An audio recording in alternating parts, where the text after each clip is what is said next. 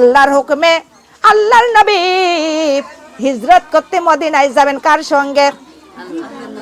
সঙ্গে? আবু বক্কারের সঙ্গে।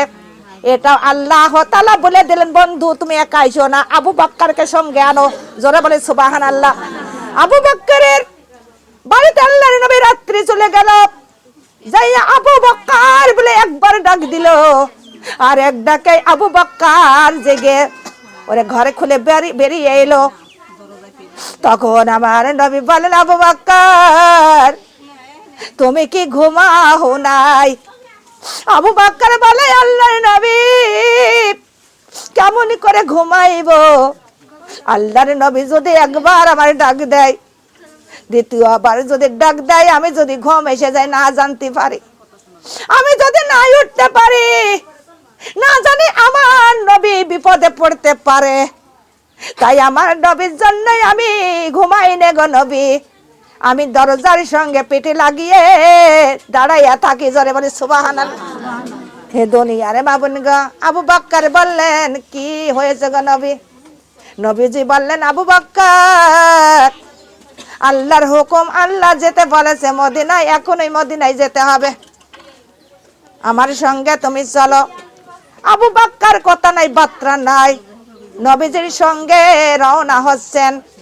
এমন সময় কাফেররা ওই আবু বক্কর আল্লাহর নবীকে না পেয়ে আবু বক্করের বাড়ি চলে গেল। আবু বক্করের মেয়ের নাম ছিল আসমা। আসমা বাবার বিছনায় শুয়ে আছেন। তখন আবু বক্করের বিছনায় আবু বক্করের মেয়ে, কাফেররা আবু বক্করের মেয়ের একটা থাপ্পড় মেরে দিল। আবু বক্করের মেয়ে কান্নাকাটি করতেছে। তখন আবু বক্কর বলতেছে, আল্লাহর নবী গো, আমার বাড়িতে মনে হয় কাফেররা ঢুকেছে, আমার আসমাকে মেরেছে, আসমা শিক্ষার মারতেছে, ওই কান্নার শব্দ আমার কানে লেগেছে। আল্লাহর নবী বলে, আবু বক্কর তুমি ফিরে বাড়ি যাও। আবু বক্কর বলে, নবী আপনি কি বললেন? জীবন দিব তাও আপনার সঙ্গে ছাড়ব না। আজার বলি সুবহানাল্লাহ। দুনিয়ার মা বোনে গো, কাফেরেরা তখন আবু বক্করের বাড়ি থেকে রওনা দিল। আল্লাহর নবী আবু বক্কর রওনা দিলেন, বালুর পাত দিয়ে যাচ্ছেন। তারা পার দাগ দেখতে দেখে পিছনে যাচ্ছে। আল্লাহ তাআলা জানে কি জানে না? কথা বলেন। আমার আল্লাহ বললেন, জিবরাইল ওই কাফেরদের তুমি চোখে ধুলো মারো।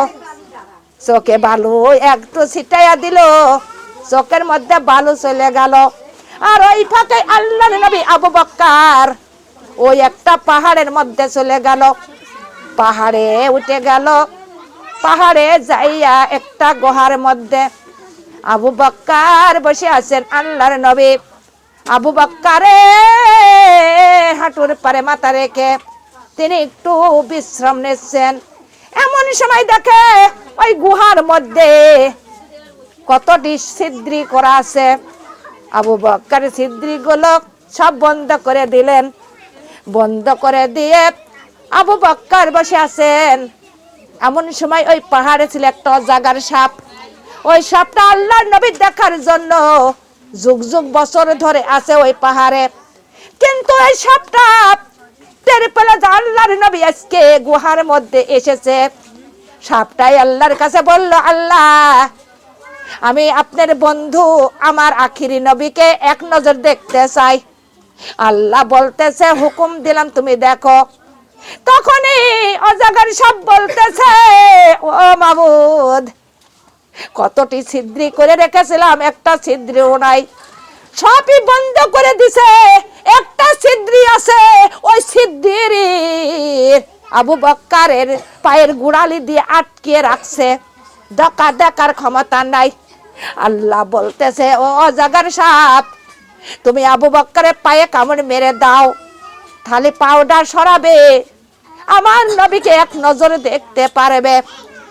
আবু বক্করের পায়ে কামড় মেরে দিলেন। আল্লাহর হুকুম পেয়ে আবু বক্কর তাও পাও সরায় না। আল্লাহর হুকুম পেয়ে একবার না দুইবার তিনবার কামড়ে দিলেন, তাও আবু বক্কর পাও সরায় না। আবু বক্করের সমস্ত সাপের বিষ মাথায় উঠে যাচ্ছে।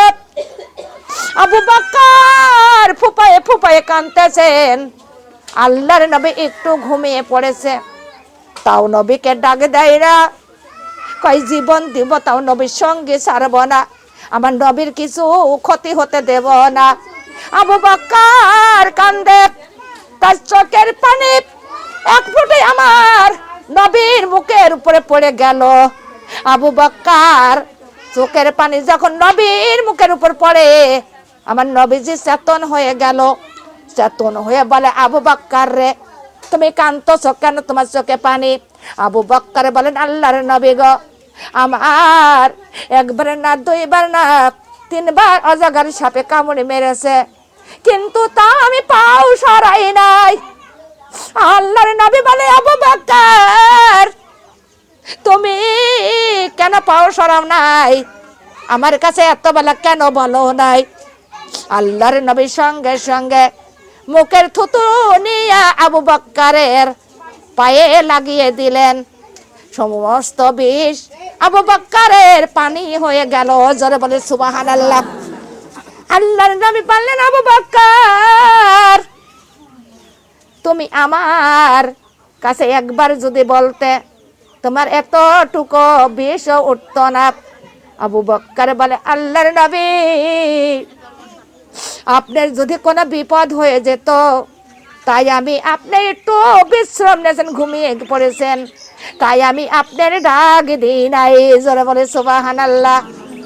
ওই মদিনার পথের আমার, ওই মদিনার পথে, ওই মদিনার পথের আমার, ওই মদিনার পথে হিজরত করতে চলছে গো নবীজি, ওই না আধারাতে হিজরত করতে চলছে গো নবী, ওই না আধারাতে মক্কাবাসীর কাফিররা ছিল আমার নবীরে আমার, ওই মদিনার পথে, ওই মদিনার পথের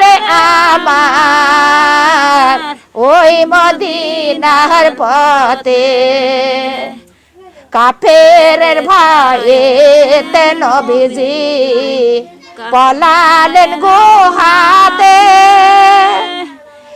কাফেরের ভয়েতে নবীজি পালালেন গুহাতে।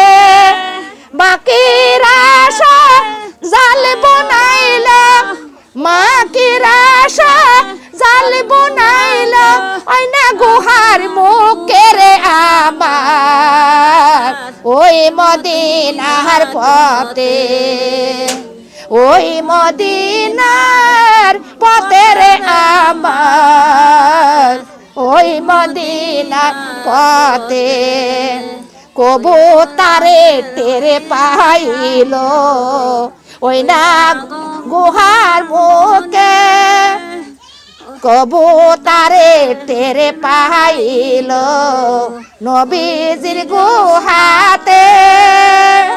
ডিম পাড়িয়া বাঁধল বাসা, ডিম পাড়িয়া বাঁধল বাসা, ওই না গুহার মুখের আমার, ওই মদিনার পথে, ওই মদিনার পথের আমার, ওই মদিনার পথে বিষাক্ত সাপে দংশন করিল সিদ্দিকার পায়েতে, বিষাক্ত সাপে দংশন করিল সিদ্দিকার পায়েতে।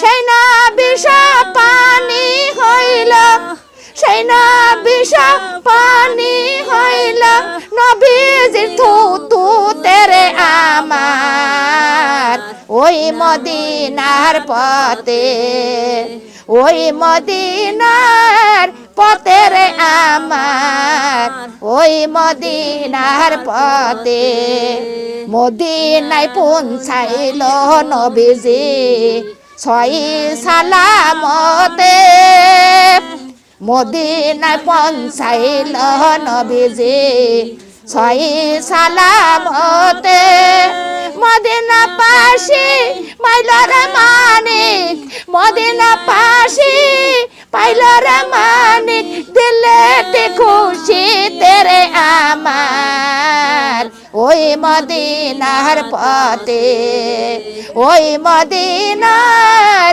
পথে রে আমার ওই মদিনা আলহামদুলিল্লাহ আমার নবীজি তারা ওই পাহাড়ের মধ্যে উঠে গেল কাফেরা উঠে তন্নে তন্নে করে নবীজির খোঁজ করতেছে নবীজি কোথাও নাই কোন গুহার মধ্যে নাই কিন্তু যে গুহার মধ্যে আমার নবী ছিলেন সেই গুহার মুখে মাকড়সা জাল পেতে বসে আছেন এমন সময় কবুতরে ডিম পারে বাসা বেঁধে তাও দিতেছে জোরে বলি সুবহানাল্লাহ হে দুনিয়ার মা বোনগা মাকড়সাই সেনে নবীজির কবুতরে বনের পশুরা নবীজির সেনে আমরা তার উম্মত হয়া মানুষ হয়া আমরা নবীজির চিনি না জোরে বলেন ঠিক কি ঠিক হে দুনিয়ার মা বোনগা তখনই কাফেররা বলতেছেন যদি এই গুহার মধ্যে যদি মুহাম্মদ থাকতো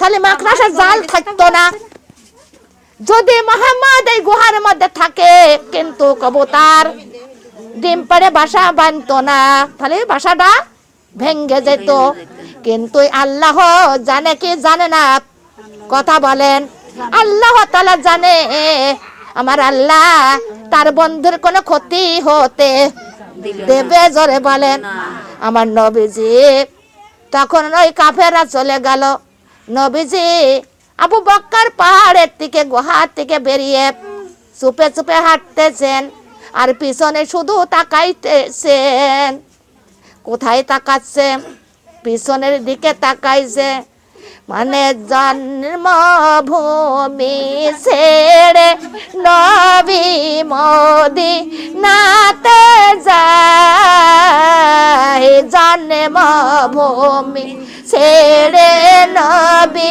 মদিনাতে যায় যাওয়ার সময় দয়ার নবী যাওয়ার সময় দয়ার নবী ফিরে ফিরে যায় লা ইলাহা ইল্লাল্লাহ কালিমা লা ইলাহা ইল্লাল্লাহ কালিমা লা ইলাহা জন্মভূমি ছেড়ে নবী জন্মভূমি ছেড়ে নবী মদিনাতে যায় যাওয়ার সময় এতিম নবী ফিরে ফিরে যায় যাওয়ার সময় এতিম নবী ফিরে ফিরে যায় কালিমা লা ইলাহা কালিমা লা ইলাহা লা কালিমা লা ইলাহা মক্কা ছেড়ে দয়ার নবী মক্কা ছেড়ে এতিম নবী মদিনাতে যায় অর্ধেক পথ যায়ার নবী কিসের চিন্তা রয় অর্ধেক পথ যায়ার নবী কিসের চিন্তায় রয় কালিমা লা ইলাহা কালিমা লা ইলাহা কালিমা লা ইলাহা ইল্লাল্লাহু মুহাম্মাদুর সাল্লাল্লাহু আলাইহি ওয়াসাল্লাম মক্কাবাসীরা আমার নবীজির ভালোবাসেছে জোরে বলেন ভালোবাসেছে ভালোই যদি বাসতো কিন্তু মক্কা ছেড়ে কোনোদিন মদিনায় যেত জোরে বলেন যেত না দুনিয়ার মা বোনে গো ওই মক্কাবাসীরা ওরে মানিককে চিনি নাই আমার নবীজের চিনি নাই কাফেররা কোনোদিন কয়লা ধুলি কোনোদিন ময়লা যায় জোরে বলেন এখনো এমন কাফের বাংলাদেশে আছে কি আছে না? কথা বলেন। ঘরে ঘরে, এমনকি নারীরাও পুরুষরাও। আল্লাহর নবী যখন হিজরতে মদিনায় চলে গেল, হাজার হাজার লোক আমার নবীদের দেখতে আসলেন, যে এই সোনার মতো সোনার টুকরো, এত সুন্দর চেহারা, তার মধ্যে মায়াবী নজরে তারা দেখতে লাগলো। আমার নবীজির দেল ভরা শুধু মায়া আর মায়া, তার চোখে মুখে মায়া। দুনিয়ার মাবুনগো সবাই বলে সুবহানাল্লাহ। সমস্ত লোক দেখতে লাগলো। আমার নবীজির আশেপাশে মানুষ ঘিরে করে নিল। নবীজি তখন দুই চোখের পানি ছেড়ে দিয়ে বলতেছেন, হে মদিনাবাসীরা শুনে নাও, হে মদিনার যুবকরা শোনো, কিন্তু আমি তোমার সেই নবী মুহাম্মদ সাল্লাল্লাহু আলাইহি ওয়াসাল্লাম, মক্কা ছেড়ে আজকে তোমাদের মাঝে আসলাম। তোমরা কি আমার ভালোবাসবা? তোমরা কি আমার আপন করে নিবা? ওরে মদিনার যুবকরা, ছোট্ট ছোট্ট ছেলেরা বলতে উঠলেন, আল্লাহর নবী, শুধু আপনার ভালোই বাসবো না, এই কচি কচি হাত দিয়ে তরবারিটা ধরিয়া ধরলে আমি আপনার জন্য জীবন দিয়ে দিব। জোরে বলে সুবহানাল্লাহ। দুনিয়ার মা বোন গো, এমন যদি আমাদের সন্তানরা যদি এমন হয়ে যায়, কোন শয়তান কি বাংলাদেশে টিকতে পারে? কথা বলেন। এই দুনিয়ার মা বোন গো, কিন্তু কত শয়তান দুনিয়ার মধ্যে আছে, কোরআনের কথা শোনে না, কোরআন শুনলে তারা জ্বলে ওঠে, এমন লোক আছে কি আছে না? হে দুনিয়ার মা বোন, আল্লাহর হাতে জয় লাগবে, কারণ মাপ হবে, কোন মাপ নাই। দয়ার নবী, মায়ার নবী। এমন আবু জাহেল, একদিন আবু জাহেলের বাড়ি একটা এতিম সন্তান কিছু টাকা পয়সা স্বর্ণের মোহর রেখে আইছে। কিন্তু গরিব লোক, বড় লোকের বাড়ি একটা জিনিস রাখে কি রাখে না? কথা বলেন, রাখে কি রাখে না? তেমনি তার ঘরে বাড়ি ভালো না, মা নাই, বাবা নাই, তার সোনার মোহর যে টাকা পয়সাগুলো ছিল ওই আবু জাহেলের বাড়ি রেখে আসলো। বলে আমি বড় হলে আমার এইগুলো আপনি দিবেন। আবু জাহেল স্বীকার করে নিলেন। স্বীকার করিয়া কিন্তু একদিন আবু জাহেলের বাড়ি ওই স্বর্ণের মোহরগুলো, টাকা পয়সাগুলো আনতে গেল, কিন্তু আবু জাহেল দিল না। আবু জাহেলের লোকজন বলতেছে, আমার নেতা কি গরিব যে তোমার টাকা পয়সা নেবে, তোমার স্বর্ণের মোহর নেবে, কিন্তু চলে যাও। এতিমকে ঘাড়ে ধাক্কা দিয়ে ফেলে দিলেন। হে দুনিয়ার মা বোন গো, এতিমের গায়ে হাত দেওয়া যাবে? ঘাড়ে ধাক্কা মারা। তাই আল্লাহ বলতেছেন, আরো আইতাল্লাহ যে ইউ কাজিবু বিদ্দিন ফাজালিকাল্লাজি ইয়াদুল ইয়াতিম। এতিমকে তোমরা কেউ ঘাড়ে ধাক্কা দিও না, এতিমকে কেউ ঘাড়ে ধাক্কা দিও না, এতিমের মনে কষ্ট দিও না। আমার নবী ছিলেন এতিম। দুনিয়ার মা বোন গো, এতিমের ভালোবাসো, এতিমের যদি ভালোবাসো আল্লাহর নবীকেও ভালোবাসা হয়। জোরে বলে সুবহানাল্লাহ। এ দুনিয়ার মা বোন গো, কিন্তু দিলেন না। ওই ছেলেটা একটা রাস্তার পার একটা রাস্তার কোলে বসে কাঁদতেছেন। আমার দয়ার নবী, মায়ার নবী ওই রাস্তা দিয়ে যায়, যাইতে যাইতে দেখে কাঁদতেছেন। আমার আল্লাহর নবী, দয়ার নবী, মায়ার নবী ওই সন্তানের কাছে গেল, যে মাথায় হাত বোলাইয়া বলতেছে, ও সোনামণি, তোমার কি হয়েছে, কিসের জন্য কাঁদতেছ? ওই সন্তান দুই চোখের পানি ছেড়ে দিয়ে কাঁদতেছেন। কেন্দে বলে, হুজুর, আমার দুনিয়ায় মা নাই রে, বাবা নাই, কিছু অর্থ সম্পদ ছিল, কিছু স্বর্ণের মোহর ছিল, কিছু টাকা পয়সা আমি আবু জাহেলের কাছে রেখে দিয়েছি, জিম্মা রেখেছিলাম, কিন্তু এখন আনতে গেলাম আমার ঘাড়ে ধাক্কা দিয়ে ফেলে দিয়েছে, কিন্তু আমাকে দিল না। ও হুজুর, দয়া করে আপনি আমার সঙ্গে চলুন। আপনি কি টাকাগুলো উদ্ধার করতে পারবেন? স্বর্ণের মোহর কি উদ্ধার করতে পারবেন? দয়ার নবী, মায়ার নবী দুই চোখের পানি ছেড়ে দিল। ঝর্ণার মতো গালে বেয়ে বেয়ে পানি পড়তে লাগলো। আল্লাহর নবী বলে, শোনা বলে, ও যুবক, আমার সঙ্গে তুমি চলো। যুবকটা নবীর সঙ্গে সঙ্গে যাইতেছে, যাই আবু জাহেলের বাড়িতে গেল, যাইয়া দেউড়ির মধ্যে দাঁড়াইয়া আমার নবীজি চাচা চাচা বলে ডাকে দিল। চাচা বলে যখন ডাক দেয়, আবু জাহেল চমকে উঠলো, যা রাই আমার ভাতিজা মুহাম্মদ কেন আমার ডাক দিতেছে। কিন্তু তার সঙ্গীরা বলতেছে, নেতাজি আজকে আপনার বাড়ি আপনার ভাতিজা আইছে, এখান থেকে আর আমরা ফেরত জাতি দেব না। একবার হুকুম দেবেন, এখানে আর হত্যা করে দেব, এখানে ওর শেষ করে দেব। জোরে জোরে বলে নাউজুবিল্লাহ মিন জালিক।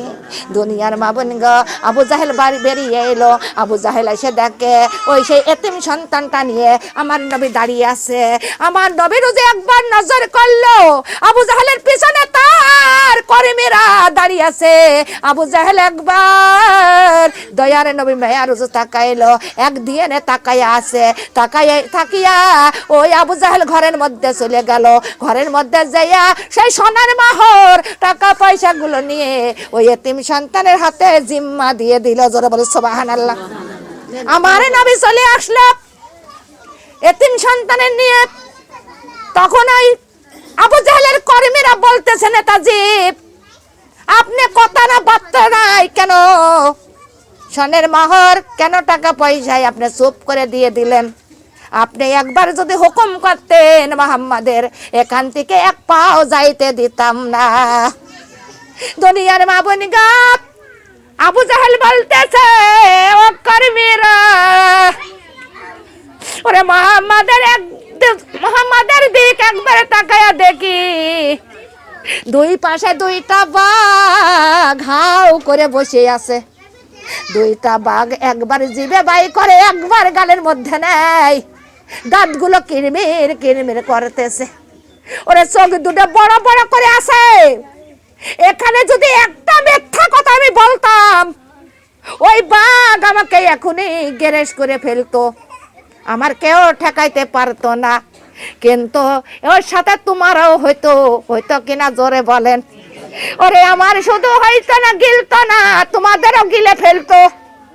তাই আমি কোনো কথা না বলে, কথা না বাড়াইয়া আমি সবগুলো তার জমা করা তার মালগুলোই আমি তার হাতে জিম্মা দিয়ে দিলাম। জোরে বলে সুবহানাল্লাহ। লা ইলাহা লা ইলাহা লা ইলাহা ইল্লাল্লাহ, লা ইলাহা ইল্লাল্লাহ, সুবহানাল্লাহ, আলহামদুলিল্লাহ, লা ইলাহা ইল্লাল্লাহ, সুবহানাল্লাহ, আলহামদুলিল্লাহ, লা ইলাহা ইল্লাল্লাহু মুহাম্মাদুর সাল্লাল্লাহু